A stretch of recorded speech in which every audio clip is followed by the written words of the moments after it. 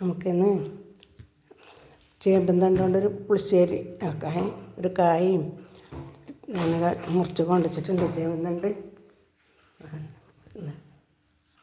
അതല്ലേ, അതുകൊണ്ട് നമുക്ക് നല്ലൊരു പുളിശ്ശേരി ഉണ്ടാക്കാൻ മുറിച്ചിട്ടിട്ട് കാണിക്കാം കേട്ടോ. എന്താ എല്ലാം മുറിച്ചിട്ട് ഒരു കായും കുറച്ച് ചേമ്പ് തണ്ടും. സമയം ഇപ്പം 12:30 കഴിഞ്ഞു, 12:45 പെട്ടെന്നൊരു കറി ആക്കുന്നുണ്ട്. ഇന്ന് രാവിലെ വറവയാക്കിയിട്ട് തോരനയാക്കിയിട്ടല്ലോ, ചെമ്മീനും കായും കൂടി തോരനാക്കിന്. അപ്പം ഞാനിത് പെട്ടെന്ന് ഉണ്ടാക്കാം. നമുക്ക് കണ്ടോ, ഒരു ചിലവുമില്ല, ഒന്നുമില്ല. പെട്ടെന്ന് ഉണ്ടാക്കുന്ന നമ്മൾ നല്ല പുളിശ്ശേരി ആക്കാൻ ഞാൻ അടുപ്പത്ത് വെച്ചിട്ട് കാണിച്ചു തരാം കേട്ടോ.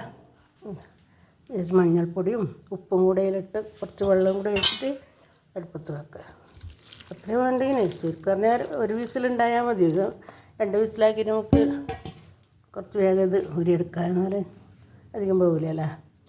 ചേമ്പിൽ കുറച്ച് വെയിലെല്ലാം ഉണ്ടല്ലോ, അതുകൊണ്ട് വെന്തിട്ടില്ലെങ്കിലോ എന്ന് വെച്ചിട്ട് കുറച്ച് സമയം 2 വിസിലാക്കുക, അല്ലെങ്കിൽ ഒറ്റ വിസിൽ മതി.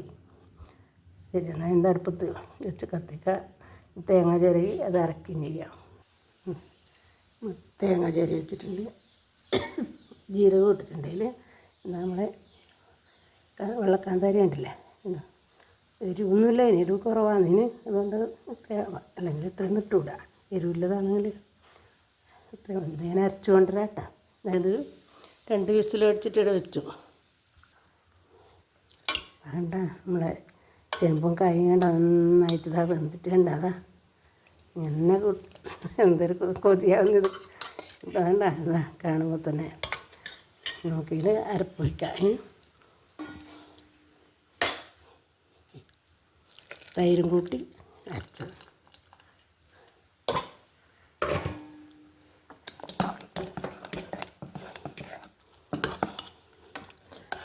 നമ്മുടെ ശരിയുണ്ടല്ലോ.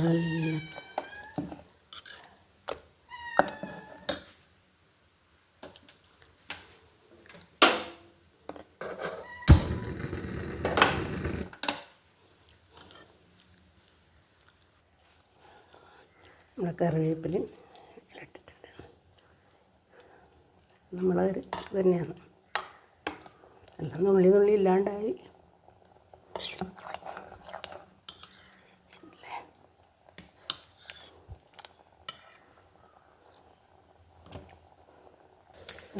പുളിശ്ശേരിക്ക് താളിക്കാൻ കടുക് ഇടുക.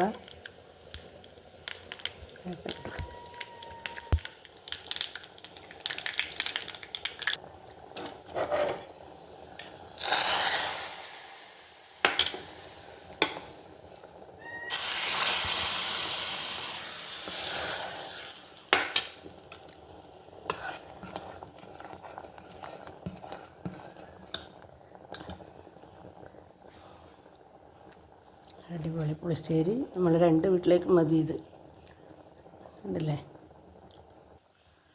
വെണ്ണിലാക്കുന്നിലെ രാപ്പാടി ഇന്നു നീ ഏട്ടൻ്റെ ചിങ്കാരി. വെണ്ണിലാക്കുന്നിലെ രാപ്പാടി ഇന്നു നീ ഏട്ടൻ്റെ ചിങ്കാരി.